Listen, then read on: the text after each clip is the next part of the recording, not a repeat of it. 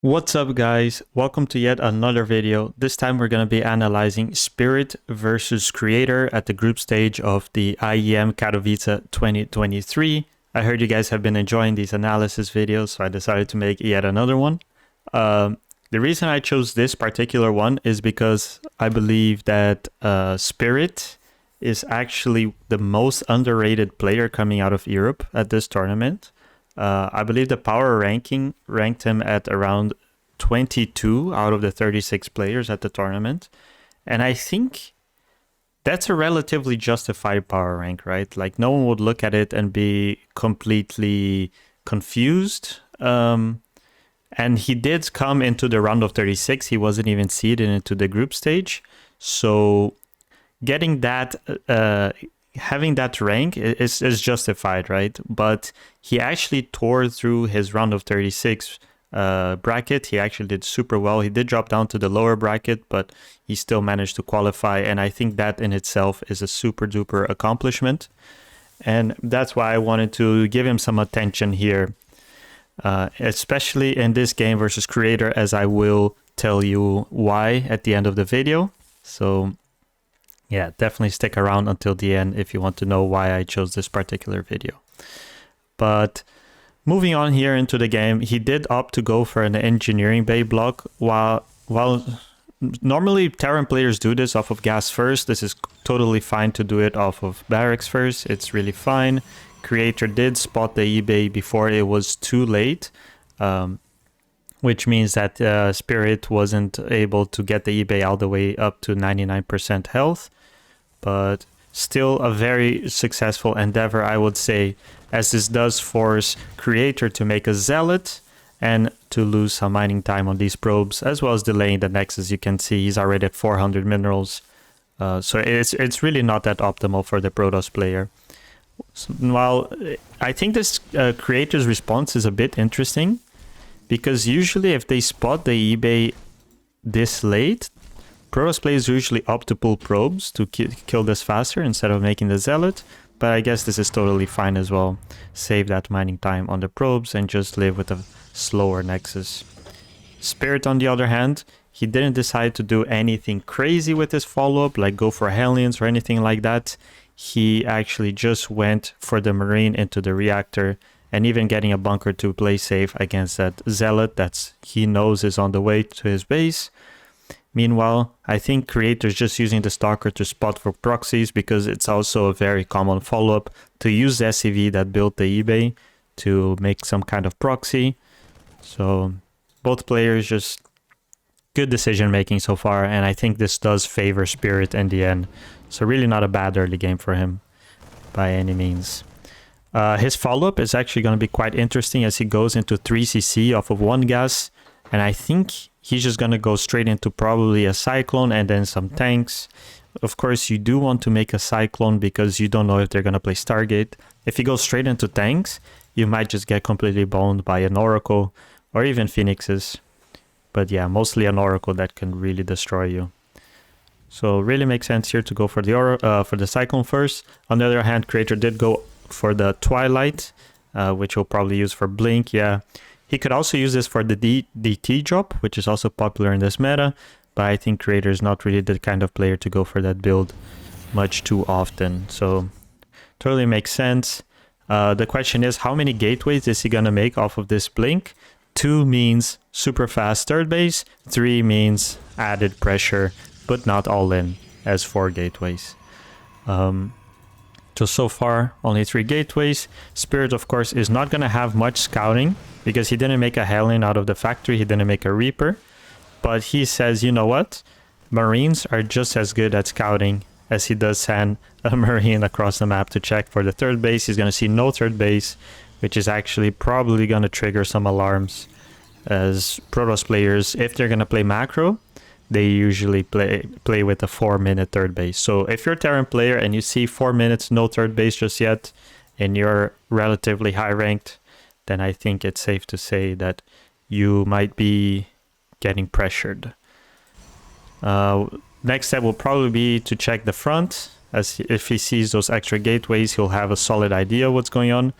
But to be fair, just by adding these extra bunkers, I think Spirit already knows, okay, this guy is blink all-inning me. There's going to be blink stalkers coming just soon. And he does confirm this with the spotter hero marine, as some might call it. But yeah, good, well done by Spirit here. Super safe. I'd say this setup is really, really good. He is probably going to get away with this 3cc. If this was 4-gate blink, maybe I would give a chance for Creator to break this. But as you can see, this build is already delayed by the fact that he got eBay blocked. Normally this War Prism is supposed to be at the Terran's base at 5-minute mark. Instead it's popping out of his Robo at 5:26. So you can really see how the eBay block changes things on the Proto side and why it's such a powerful tool for the Terran. Really buying time for Spirit here to make more and more tanks. Already has 2 of them and the bunkers, so he's pretty safe at this point. All he has to do is macro up. Creator actually did go for the 4-gate, so he's pretty all in at this point. He always has the option of making a 3rd base, but he does need to do some damage, I think. As he does blink in here in the main, but his trade is not spectacular. He does kill the bunker and the cyclone, but he didn't really kill that much bio or the tank. So if Spirit continues making tanks at this point, he's gonna pretty much snowball in his defense in a way that Creator won't be able to break 4 tanks ever. Like, it'll be highly unlikely that he does so. Actually, warping in those adepts was kind of interesting, but I think I still would have preferred to have like 4 stalkers instead. But still, it's still a very, very successful defense for Spirit. He did have to relocate those tanks, which is actually a bit annoying. It does cost you a lot of APM. As you can see, he's still supply blocked, and there's a lot of things you want to be doing at this point. You want to be getting +1 attack as well, and getting your medevacs up. But it's all hard, very, very hard to do off while getting pressured by blink stalkers. But I think Spirit actually managed pretty well. Creator realizes he's not going to be able to break this, so he does go into a 3rd base, which is of course the right move to do. And he is going to be playing from behind. I feel like this position for Spirit is really, really good. And now going into this, he has 2 options. He can just land his 3rd and play a defensive game off of like upgrade advantage, better production, wait for your extra barracks to kick in, as he's still on 4, it looks like. 5, okay. 4 and 5 are building. But yeah.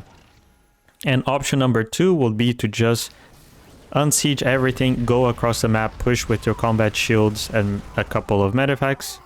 But I think that's not really his style. Spirit is the kind of guy who really likes to play late game. He's really confident in his late game skills. He's really confident in dragging games out, and I think that's totally fine. If you push into the Protoss and then somehow he buys time until his storm finishes, and then he gets just a really good engagement on you, then I think it could get really tricky. You also have to remember there's still a lot of stalkers on the map. 16 stalkers is no joke. He can get super kited all the way to the Protoss base, so it's totally reasonable here to not want to push as a Terran player. Although I would have liked to see maybe a bit faster medevacs. I think he made an extra Viking to try and get rid of the War Prism that got recalled. But I feel like with a bit faster medevacs, he could have more map control, maybe try to deny this 4th base coming up. As he does have this huge bio army that just, like, there's no healing power, there's no dropping power for him that much, so he's kind of forced to play this super defensive game, and it kind of gives Creator the chance to come back, right? If you play this passive, it's like, okay, you're securing your advantage, you're amplifying it by getting your 4th base, your upgrades are good, armory is a little bit late, but that's fine. However, if you play too passive after getting a lead in the early game, you also are giving the guy a chance to come back into the game. And look, Creator already used his time to set up map vision. He has a full line of map vision, which is going to spot this drop. And I feel like that's a lot harder to do if the Protoss is getting counter pressured, right? But yeah, Spirit will get a drop out. This will be the first time he gets out on the map to do some damage. But of course it did get spotted by the observers, so Creator is gonna instantly respond to this with his Blink Stalkers. This is actually extremely scary as a Terran player when you move out with a drop. Because you don't know if your drop got spotted, right? So if you move out with a double drop and it goes over an observer, unless you spot that observer, which is an extremely difficult thing to do, then this can happen to you. And chances are, if you're a Terran player, this happens to you almost every TVP. You just roll over an observer, and then suddenly you're getting shot by disruptors in the dark, or Blink Stalkers are catching your drop, and it's super unfortunate. So that's why you have to be super careful, paying a lot of attention to your drops. Or you can take the long road, which is to just shift click through the corners of the map until you get to their base. Or I guess another option would be to make a Raven, but we all know those kind of suck unless you're making it as part of your early game. But in Spirit's case, I think it makes sense for him to skip the Raven as he was getting all in. So you need that money for tanks and bio, and he was playing 3CC. But yeah, getting your fourth base as a Terran is a big, it's like a big power spike for you, because I feel like Terran has the strongest four base eco. So, and the way I say it is because while the eco is relatively similar, I mean, if you're on even workers, of course, Terran will have a bigger economy boost through meals, but it's mostly because Terran army is the most efficient army. So when you get to 4 bases on eco, you're actually trading far better than the other player. So this is, I feel like this is a huge power spike, especially in TVP. 3 bases is also a big power spike, while the Protoss player is getting his 4th. But for example, if you get to a situation like this where the Protoss is macroing hard and he's maxed and you're maxed, you can take a lot of harassing options on 4th bases. You can also stay on 4 bases for much longer than the Protoss can stay on 4 bases, simply because you're trading that much more efficiently usually. But yeah, Spirit is already moving on to the next stage of the game. He is going to the units he loved the most in TVP, ranged liberators. He's also working on getting +2 ship weapons soon, which is the magic number. If you are going to range liberators, you absolutely want +2 ship weapons so you can one-shot stalkers after they get EMP'd. Creator is trying some push, but it is not trading well at all. And Spirit is super duper good at this game, as he's already preparing his counterattack, which is really good. It's also going to trade really efficiently. Well, it was going to trade efficiently until that happened. I instantly eat my words. Holy crap. I guess he wasn't expecting the storm drop at the same time with disruptors. It is an interesting tech path from a creator side. You don't usually place both storm and disruptors, but he does so, and I think it does pay off. That was a huge momentum swing in creator's favor. Killing that much army is going to give him that much map control, as he's already posturing to like deny a 5th base. But Spirit, being super smart, he's already using his ranged liberators to his advantage. Of course, if you do have ranged liberators, it is very difficult for the Protoss to clear them without a large quantity of stalkers. So they are forced to make a Stargate unit like a Phoenix, which takes time. So good, well done on Spirit. Like, little moves like these can really alleviate you and the TVP, because it does force a lot of attention from the Protoss to take care of it, especially if they don't have a Stargate. So well done here by Spirit. I think the next step is probably to take that 5th base. I mean, like I said, he can stay on 4 bases for a long time, but he needs to secure the gases on the 5th if he wants to go into range liberators. Liberators actually cost a lot of gas, especially if you're making them 5 at a time. So you do need your 7th and 8th gas eventually if you're going to be consistently producing libs. It's really hard to pump them on for 4 base economy. But if you're just taking on bio 4 bases, it's totally fine. You should be able to put a lot of pressure with pure bio, but eventually you're going to hit a brick wall against disruptors when you play with only bio, because there's going to be static defense everywhere. There's going to be high templars. DTs are going to stretch you thin. Disruptors are going to kill you while you're distracted. Interesting move here by Creator. I don't think I've seen this before. But it does take a lot of storms to kill Liberator. I think they have 180 health, if I'm not mistaken. So that's a few too many storms, I think. Maybe not exactly worth it. And Spirit really wreaking havoc here with these libs. I mean, this is what he does best. Just spamming libs everywhere and using that to create a window of opportunity for him to either take a base or move out on the map.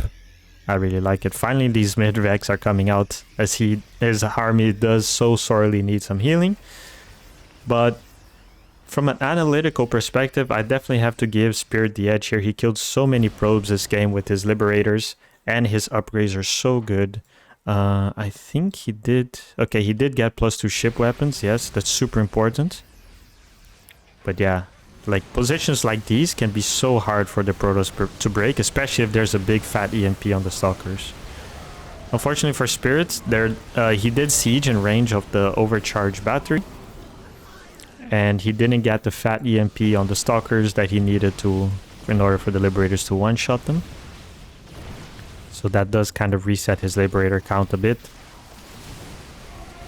Liberators are a unit that snowballs super hard, so having 2 or 3 is nice, but having like 8 Liberators is when the Protoss just... It becomes automatically impossible for the Protoss to directly engage you with ground units, right? Like, he's just gonna get completely freedomed with the power of the Liberators, especially if they're on +2 ship weapons. So definitely missing that magic number that he needed, still on a low lib count. But look at this, he's making 7 Liberators at a time. This is absolutely ridiculous. And this kind of doubles down into making Vikings if you need, because eventually the Protoss will go into air. So Spirit already preparing his Vikings in order to deal with the Tempest. I'm not sure about this fight for Creator. I mean, he's fighting into a PF and a Concave and Bio that's just trading super well. I think Creator maybe threw a few too many units over there. It does feel like he was kind of desperate to kill that base. But keep in mind, this is still 6 base versus 5 base. So Creator is not... Like, he's not supposed to be doing... not supposed to be this desperate, right? He also does have a relatively low probe count. I maybe would like to see that go a little bit higher. But he is opting just to have that big, powerful army with the sieging power of the Tempest. So I think this is actually fine for Creator, but Spirit, calm and collected. He's just baiting out those disruptors, buying time for his Vikings to pop out, and they will do so. Vikings, of course, do really well against Tempest, but you have to engage with them, right? Because Tempest can actually outrange Vikings pretty hard. So every time to come to poke in, what you may see happening a lot in your games is you come to poke in with your Vikings, you try to kill a Tempest, and then you get stormed or Stalkers blink onto your Vikings, and you're like, whoops, lost 3 Vikings, let's go back. And then he continues his poking, and then rinse and repeat. Which is why it's super important for you to have units like the Liberator to zone out ground units that actually counter Vikings, right? So, very important. You don't want to get stormed or blinked under your Vikings whenever you go to kill the Tempest. Like, these counterattacks by Creator are super sketch. Like, these are not units that are made to kill a PF. DTs are made to kill PFs. And I think he knows, as he does warps in a few extra DTs right now. This is actually a super scary fight for both players, because a few storms or fat disruptor shots could destroy Spirit. But on the other hand, Creator doesn't have any support for these Tempests, for these disruptors. But he does warp in some Stalkers, and I think that will do the trick. Very well done by Creator, but also a pretty decent trade by Spirit. And it does push Creator back enough that he can take his 6th base. So really, really good. And one thing I find so insane by Spirit is that throughout all of this fighting and whatnot, he's still putting pressure on with ranged libs. He's so fast with shift clicking these libs around the map, and still managing to keep enough for his army. So I think that's really, really cool. Really, really cool to see. He does get smart service, which in a game like this, the only purpose it serves is for you to land your Vikings faster. I guess it's not a bad choice, but it's not a useless upgrade, and he doesn't have the money to afford it. So I guess if you can afford it, definitely should just go for it. Why not? You never know when it might be useful. Creator does do the DT moves, but I think he didn't warp in enough DTs to snipe this. Maybe 2 more DTs or even 1 more DT might have done the trick there. So really unfortunate for him. Cost him a lot of money. DTs are not cheap. So even if you're crying Protoss Imba in your forum posts, just keep in mind that it is expensive for the Protoss to do it. So if they don't kill your PF, it's actually a huge blunder for them. As Creator does, he had to really dig into his pockets there to afford that DT run by, and then didn't pay off. And you can see why Spirit is such a powerful late game Terran player, because he's constantly pulling moves. He's always has a Liberator somewhere, even has nukes throwing down. He's preparing another nuke, and that gives him the chance for him to pull moves like these, where Creator's just totally out of position, which normally wouldn't happen if the Protoss only has one thing to focus on, right? If he's only focusing on your army, then it's super easy for the Protoss to just defend. Of course, Creator, he was on the complete opposite side of the map, so he felt like he couldn't counterattack, or sorry, he couldn't come back in time to defend, so he decides to counterattack instead. But of course, a PF, Wimbayo, and a tank was more than enough to hold this. This is going to force a recall out of Creator. It's his only option. He definitely has to recall in this case. But he does need to be careful for the nuke. I really, really like this nuke. He has to be careful, but yeah, he knows it. That's really good. If he walked into that nuke, it's instantly game over. But yeah, this is a sick move, by the way. Doom dropping into the main with Liberators is absolutely unbreakable. Luckily for Creator, there's no Liberators left with this army, but it's still a powerful position because Disruptors, like you can see, they're Novas. They still interact with terrain. So if you use spots like these, the Disruptors can't actually shoot into your main army. So that's why Doom dropping is so powerful against Disruptors. He's gonna kill that base. This was a spectacular trade for Spirit, and like I said, he's never on one place only at a time. He already has a Liberator siege over here with 5 probe kills. Ghosts everywhere. I wouldn't be surprised if that ghost was just nuking somewhere else. So it's really, really cool to see just how fast Spirit plays in these situations. Like, he already has another move coming, and then he's probably gonna reposition. Yeah, he does reposition this Liberator. He has army in his main. He also he can just go again, reconvene with this army. But yeah, this without a recall and without money to warp in anything, Creator is pretty much in his death throes right now. I think it would be very safe to say that Creator pretty much got outplayed this game, but you also have to keep in mind that this was a great start for Spirit, right? He went 3 CC against a 4-gate blink and he still managed to hold. But I think that says a lot about Spirit, because even when he's playing a relatively greedy build, he still was smart enough that he could identify, okay, I'm getting counter pressured, I got the scouting that I needed with my Marine, and I can just defend with extra bunkers, extra tank, and he's super, super safe. And I think that's really, really cool to see that he's a late game player, but he's also safe in the early game. And that's why he can play into his strengths. Obviously, to get to the late game, you need to be able to survive, and he does so spectacularly in this game. You can see even his micro is really quite good. But yeah, very well done by Spirit. The reason I wanted to show you this game is because even though Spirit goes on to lose the rest of the series, and to sum it up, they play a relatively long game in game 2. But Spirit makes a couple of mistakes that I think he attributed to being tired at this point. But and then he also just does a proxy that gets instantly scouted in game 3, so really unfortunate for him. But I want to show you this game because actually Spirit, if he had won this series, which in game 1 he pretty much proved that he could very convincingly do so, then he would have advanced to the playoffs. And I think having Spirit in the playoffs of IEM Katowice, Spirit between the top, amongst the top 12 players of the tournament, that will be really groundbreaking for his career. And I think a lot of people would never expect that of him. And that's why I rate him as the most underrated player from Europe. This was another analysis video. Guys, if you like this video, make sure to, well, actually like the video and to press the subscribe button. And other than that, I'll see you guys at my next video. Have a lovely day and see you soon.